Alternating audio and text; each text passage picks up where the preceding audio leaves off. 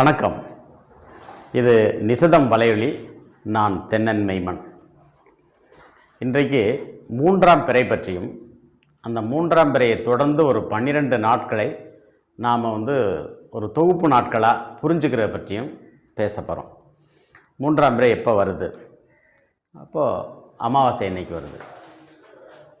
அந்த அமாவாசையை எப்படி நம்ம கணக்கிட்டோம் அப்படின்னா, போன பௌர்ணமியோட வெற்றி தோல்வியை பொறுத்து கணக்கிட்டோம். 15 நாள். அந்த 15ஆவது நாள் என்றைக்கு வருதுன்னா 16ஆம் தேதி வருது.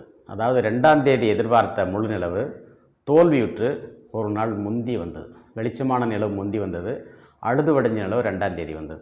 அப்போ 1ஆம் தேதியை தான் நம்ம முழு நிலவாக நம்ம கணக்கெடுக்க வேண்டியது இருக்குது.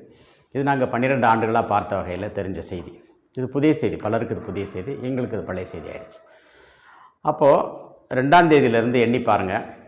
15ஆவது நாள் என்னைக்கு வருதுன்னு 2, 3, 4, 5, 6, 7, 8, 9, 10, 11, 12, 13, 14, 15, 16. 16ஆம் தேதி அமாவாசை வரணும். 15 நாள் முடிஞ்சிச்சு.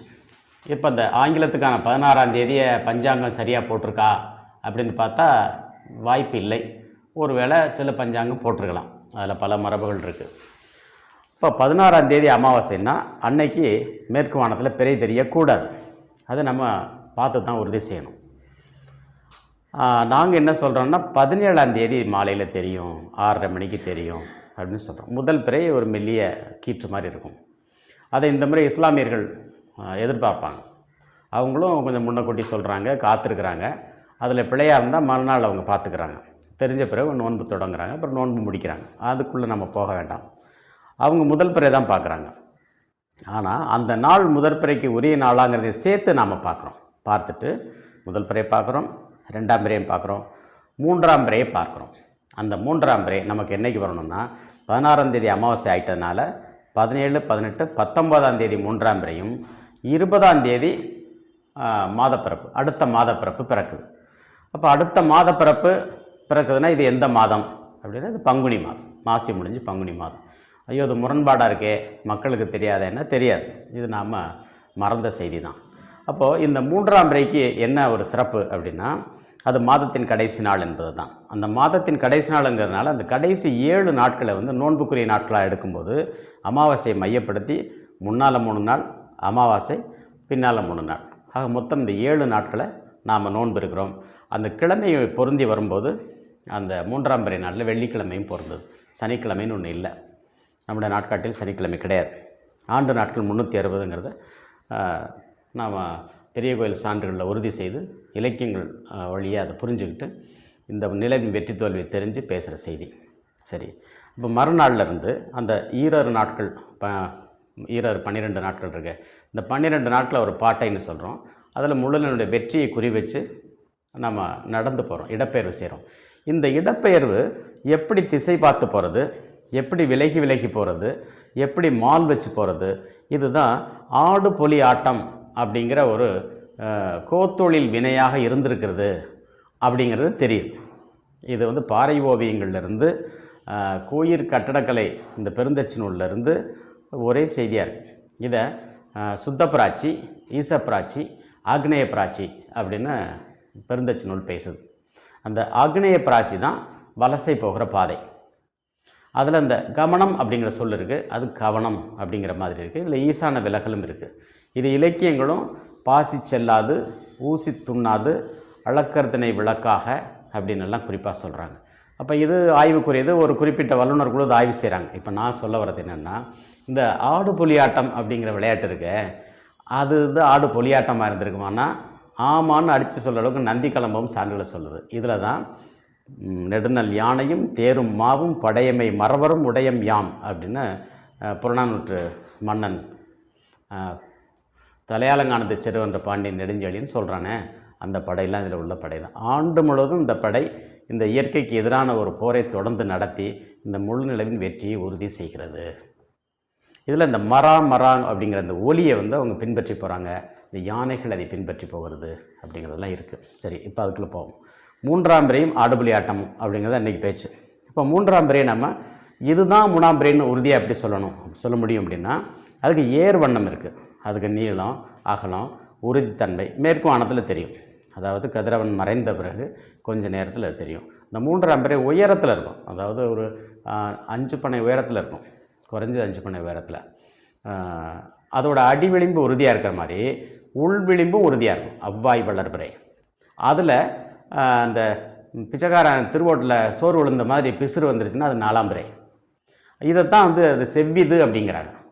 இந்த பிறை செவ்விது அப்படின்னு. அவன் கோட்டை விட்டுட்டான்னு சொல்கிறாங்களே, அது இந்த கோடு, இந்த பிறை கோடு. இந்த பிறை கோடை தான் ரேகைன்னு சொல்கிறாங்க. அதை சசி ரேகா அப்படிங்கிறது தான். அது ரேகா லேகா ரா லா மாறும். சசிலேகா அப்படிங்கிறது தான். சசிகலாங்கிறது அதோடைய வெளிச்சத்தை குறிக்கக்கூடியது. இது சந்திரகலா சந்திரலேகா அப்படிங்கிறது இதைத்தான் குறிக்குது. சரி, இப்போ இது வந்துருச்சு. இப்போ 3ஆம் பிறையை பார்த்தாச்சு, மாதத்தை முடிக்கிறோம். அது இந்த லாட வடிவில் இருக்கிறதுனால அதை அந்த லாடம் கட்டினாலே கடைசி தானே. உனக்கு லாடம் கட்டுறேன்னு சொன்னால் முடிச்சு வைக்கிறேன்னு தானே பொருளாது.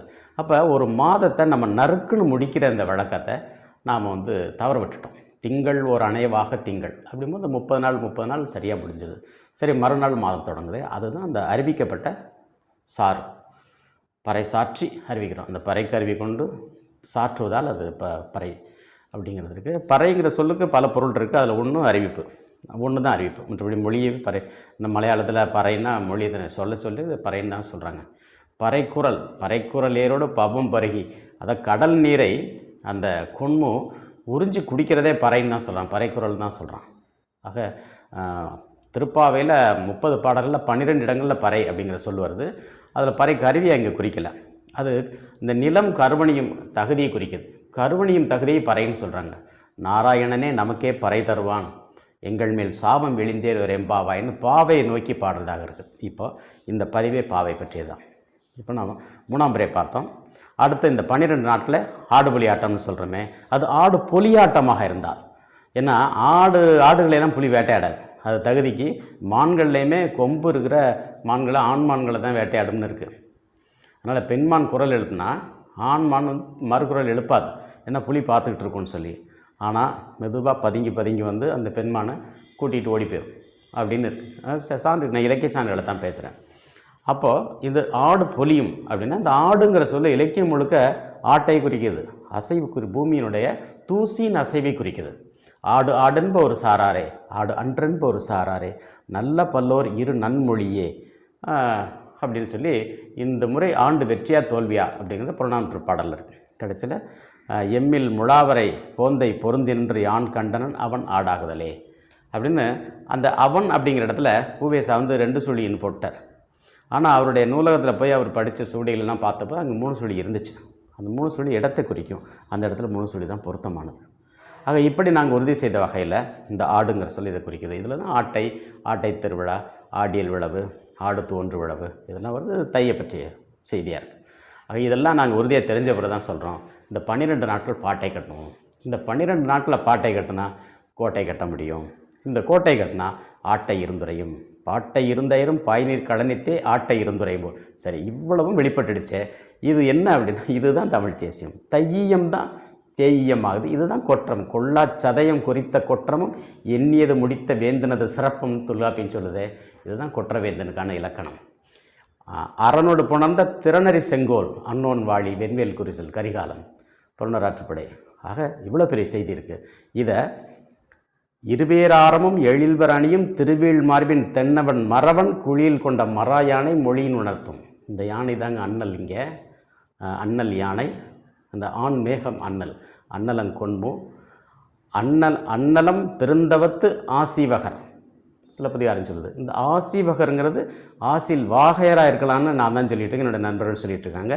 மறுபடி தமிழ் தேசிய தக்காரங்கிற அமைப்பு இதை ஆழமாக ஆய்வு செய்கிறது. யாம் தமிழர் செயற்களம் இந்த அறிவிப்பை வெளியிட்டு இருக்கிறது. ஆக இவ்வளவும் தமிழ் தேசியம். சரி, அப்போது இப்போ தேர்தல் நேரம், நம்ம அரசியலுக்கு வந்துடும். இது தமிழ் புத்தாண்டு அரசியல்.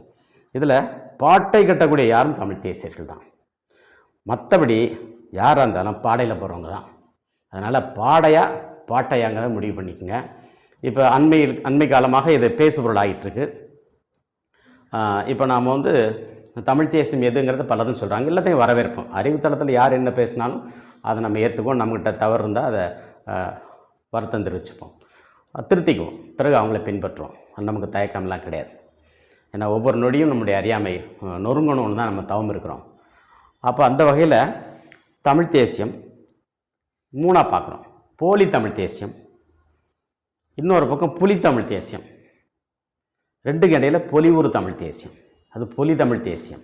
பொலி என தெய்வக்கடி அயர்மார் அப்படின்னு கலித்தொகை சொல்லுது. அந்த பொலிவுறு தமிழ் தேசியம். அது பொலிவுறுன்னு சொன்னோம்னா அந்த ஒற்றுப்பிழை சிக்கல்லாம் வராது. அதனால் பொலிவுறு தமிழ் தேசியம்னு சொல்லுவோம். தேர்தல் நெருங்கிறதுனால இந்த ஓட்டு அரசியலில் இன ஓட்டு தான் சாய்க்கும், மொத்தத்தில் சாய்க்கும். அந்த கொதிநிலை அந்த மாதிரி தான் போகும். அதை போக வைக்கணும். இதில் இந்த வாய்க்கரிசி ஊடகங்கள் நேரம் பார்த்து ஒரு சின்ன வேலையை தான் செய்வாங்களே தவிர மக்கள் தெளிவாக இருப்பாங்க. அப்போ இந்த பொலிவுறு தமிழ் தேசியத்துக்கான தமிழ் தேசியம், உண்மையான தமிழ் தேசியம் அப்படிங்கிறத சொல்கிறதுக்கும் கையை பிடிச்சு அழைச்சிட்டு போகிறதுக்கும் இனி அறிஞர்கள் வெளிப்படுவார்கள். அவங்க அதுக்கு மேலே செய்ய முடியாது, அது எதிர்பார்க்கவும் வேண்டாம். ஆனால் அவங்க குறைஞ்சது இந்த 234 தொகுதிகளையும் ஒரு தொகுதிக்கு ஒரு தலை சிறந்த தமிழ் தேசிய வேட்பாளரை அவங்க அடையாளம் காட்டினா போதுமானது. அவங்க வெளிப்பட வரணும்.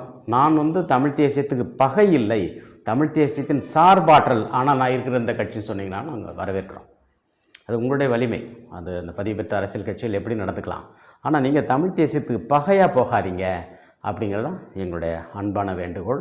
அதனால் இந்த நாளை நாம் கையில் எடுப்போம். இந்த 3ஆம் பிறை தமிழர்கள் புரிஞ்சுக்கிட்டால் எல்லாமே தெளிவாயிடும். இப்போ நான் ஒரு செய்தியை சொல்கிறேன்.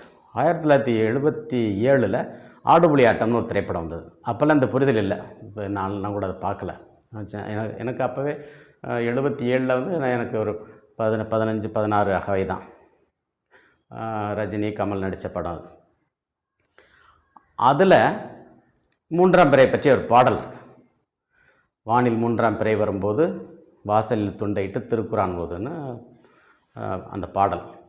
3ஆம் பிறையை இஸ்லாமியர்கள் பார்க்குறதே இல்லையே, ஒரு 3ஆம் பிறைன்னு பாட்டு பாடுறாருங்கிற ஐயம் இருந்தது. அதுக்கு பிறகு 1981 3ஆம் பிறைன்னே ஒரு படம் வந்தது.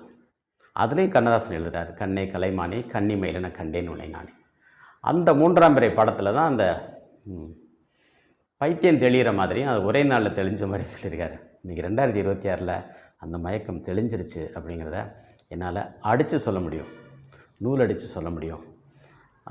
நிழல் ஆடும் விதி அப்படி ஒன்று இருக்குது அப்படிங்கிறத வச்சு சொல்ல முடியும். அதனால் இந்த 2026 வெளிச்சம் தரக்கூடிய ஆண்டு அரசியல்லையும். ஆனால் இப்போ என்ன நடக்குதுன்னா, இந்த மாட்டுத்தரகர்கள் கையை கொடுத்துக்கிட்டு மேலே ஒரு துண்டை போட்டுக்கிட்டு பேரம் பேசுவாங்கல்ல, இந்த ரகசிய பேரங்கள் நடக்கிற நேரம் இதை கண்டுக்காதீங்க. அதனால் தமிழ் தேசியத்தை முன்னெடுக்கக்கூடியவர்கள் இந்த கூட்டணி பற்றி அக்கறை எடுக்காமல் அந்த இனத்தினுடைய ஓட்டை வலிமைப்படுத்துறது எப்படி அப்படிங்கிறத மனதளவில் நீங்கள் யோசித்தாலே இந்த மெரினா போராட்டத்தினுடைய மறு எல்லை என்னவோ அது அதனுடைய பலனை தரும். நன்றி.